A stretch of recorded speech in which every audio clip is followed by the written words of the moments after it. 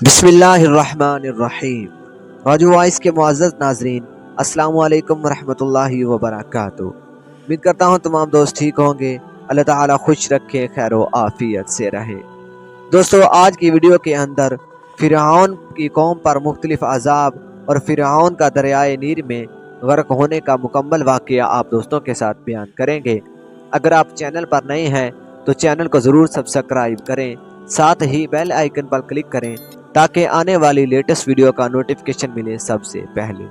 فرعون نے جب حضرت موسیٰ علیہ السلام اور ان کی قوم کو تکلیف پہنچانے میں کوئی کسر نہ چھوڑی تو حضرت موسیٰ علیہ السلام نے اپنی قوم کو اللہ تعالیٰ سے مدد طلب کرنے اور صبر کرنے کی تلقین کی، اور ساتھ ہی ساتھ انہیں یہ بھی تعلیم دی کہ اللہ تعالیٰ کو راضی کرنے کے لیے اپنے گھروں کو مسجد بنا لو اور زیادہ سے زیادہ اس کی عبادت کرو۔ پھر آپ اور ہارون علیہ السلام نے مل کر اللہ تعالیٰ کے حضور دعا مانگی، اے اللہ، آپ نے فرعون اور اس کی قوم کو اس لیے مال و دولت، قوت اور حکومت عطا فرمائی کہ وہ آپ کے بندوں پر ظلم و زیادتی کریں، لہٰذا آپ ہی ان کے مظالم کا انہیں مزہ چکھائیں اور ان کے مال و دولت کو تباہ و برباد کر دیں۔ اللہ تعالیٰ نے حضرت موسیٰ اور ہارون علیہ السلام کی دعا قبول فرمائی۔ اللہ رب العزت نے قوم فرعون پر مختلف عذابات نازل فرمائے۔ سب سے پہلے قحط آیا۔ فرعون اور اس کی قوم کے باغاتوں میں پھلوں کی کمی ہو گئی، لیکن بجائے اس کے کہ وہ اس سے نصیحت حاصل کرتے، انہوں نے حضرت موسیٰ علیہ السلام پر یہ الزام عائد کیا کہ یہ آپ اور آپ کے ساتھیوں کی وجہ سے ہم پر مصیبت آئی ہے۔ پھر ان پر طوفان آیا، کئی دن تک مسلسل ان پر بارش برستی رہی۔ قوم فرعون کے گھروں میں پانی جمع ہو گیا، مگر بنی اسرائیل کے گھر اس سے محفوظ رہے۔ پھر ٹڈیوں کا عذاب آیا۔ ٹڈیوں نے فرعون کے باغات، کھیتیں اور ہر قسم کی سبزیاں چاٹ لی، لیکن بنی اسرائیل کا کوئی نقصان نہ ہوا۔ 7 دن تک مسلسل فرعونی اس عذاب میں مبتلا رہے۔ پھر جوؤں کا عذاب آیا جو فرعونیوں کے خون کو چوس رہی تھی۔ لوگوں کے لیے کھانا پینا، سونا اور آرام کرنا مشکل ہو گیا۔ پھر اللہ تعالیٰ نے مینڈکوں کا عذاب نازل کیا۔ کھانے پینے کی چیزوں میں بھی مینڈک ہی مینڈک نظر آتے۔ پھر خون کا عذاب آیا جو فرعونیوں کے استعمال کا سارا پانی خون بن جاتا۔ جب بھی ایک عذاب آتا تو وہ حضرت موسیٰ علیہ السلام سے درخواست کرتے کہ اللہ تعالیٰ سے دعا کریں کہ یہ دور ہو جائے، ہم بھی مومن بن جائیں گے۔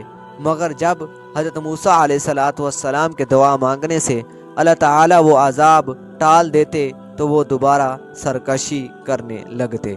اللہ تعالیٰ نے حضرت موسیٰ علیہ السلام کی دعا پر قوم فرعون پر مختلف عذاب نازل فرمائے تاکہ وہ غفلت سے بیدار ہو کر اپنی اصلاح کر سکیں، مگر وہ بھی بیدار نہ ہوئے اور اپنی ظلم و زیادتی میں مصروف رہے۔ اللہ رب العزت نے حضرت موسیٰ علیہ السلام کو حکم دیا کہ آپ اپنی قوم کو لے کر مصر سے نکل جائیں اور اپنے باپ دادا کی سرزمین فلسطین یا کنعان چلے جائیں۔ وہاں جانے کے 2 ہی راستے ہیں، ایک خشکی کا راستہ جو بالکل قریب ہے اور دوسرا دریا کا راستہ جو کچھ دور ہے۔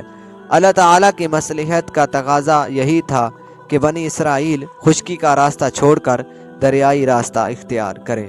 حضرت موسیٰ علیہ السلام اور حضرت ہارون علیہ السلام بنی اسرائیل کو لے کر راتوں رات دریا کے راستے سے اتنی جلدی روانہ ہوئے کہ بنی اسرائیل کی عورتوں نے فرعونی عورتوں سے جو زیورات رعایتی لیے تھے وہ بھی واپس نہ کر سکیں۔ جیسے ہی فرعون کو بنی اسرائیل کے مصر سے روانہ ہونے کی اطلاع ملی تو اس نے فوراً اپنی فوج کو ساتھ لے کر ان کا تعاقب کیا اور صبح ہونے سے پہلے ہی ان کے قریب جا پہنچا۔ بنی اسرائیل نے جب پیچھے مڑ کر دیکھا کہ فرعون اپنی فوجوں کو لے کر آ رہا ہے تو وہ گھبرا گئے، کہنے لگے اب تو ہم گرفتار ہو جائیں گے، کیونکہ آگے دریا ہے اور پیچھے دشمن کی فوج۔ فرعون اپنے لشکر سمیت جب حضرت موسیٰ علیہ السلام کے قریب پہنچا اور بنی اسرائیل انہیں دیکھ کر پریشان ہو گئے تو اللہ تعالیٰ نے حضرت موسیٰ علیہ السلام کو تسلی دیتے ہوئے فرمایا، تم خوف نہ کھاؤ، اللہ کا وعدہ یقیناً سچا ہے، وہ تمہیں ضرور نجات دے گا، بس اپنی لاٹھی کو پانی پر مارو، اس سے دریا میں راستے بن جائیں گے۔ جب آپ علیہ السلام نے اپنی لاٹھی کو پانی پر مارا تو وہ پھٹ کر 12 راستے بن گئی اور ہر 2 راستوں کے درمیان پہاڑوں کی طرح پانی کھڑا ہو گیا۔ حضرت موسیٰ علیہ السلام کے حکم سے بنی اسرائیل ان راستوں پر چل دیے اور دریا سے پار ہو گئے۔ فرعون نے جب یہ دیکھا کہ دریا میں راستے بنے ہوئے ہیں، اس نے اپنی قوم سے کہا، میرا کرشمہ سازی دیکھو کہ دریا نے بھی راستہ دے دیا، لہٰذا تم بڑھ جاؤ اور بنی اسرائیل کو جا کر پکڑ لو۔ فرعون اپنی فوج کے ساتھ دریا کے راستے میں داخل ہوا۔ جب تمام فوجیں دریا کے اندر پہنچ گئی تو اللہ تعالیٰ نے پانی کا حکم دیا، وہ اپنی اصلی حالت میں آ گیا اور فرعون اپنی فوجوں سمیت غرق ہونے لگا۔ اس نے فوراً کہا، میں اب اسی رب پر ایمان لاتا ہوں جس پر بنی اسرائیل ایمان لائے ہیں، اور اب میں فرمان بردار بن کر رہوں گا۔ لیکن اللہ تعالیٰ کی طرف سے اسے کہا گیا کہ اس سے پہلے تو اللہ کی نافرمانی کرتا رہا اور اب تیری اس توبہ کا کوئی فائدہ نہیں۔ اللہ تعالیٰ نے فرعون کو غرق کر دیا۔ اللہ تعالیٰ نے فرعون کو غرق کرنے سے پہلے ہی یہ طے کر لیا تھا کہ یہ اپنے آپ کو رب العلیٰ کہلواتا ہے۔ میں اسے ہلاک کرنے کے بعد اس مغرور اور متکبر کی لاش کو قیامت تک آنے والی نسلوں کے لیے نشان عبرت بنا دوں گا، تاکہ اس کے انجام کو دیکھ کر آئندہ کوئی بھی اپنے معبود ہونے کا دعویٰ نہ کرے۔ اللہ تعالیٰ نے فرعون کی لاش کو دریا سے باہر نکالا اور وہ مصر کے عجائب گھر میں اب بھی موجود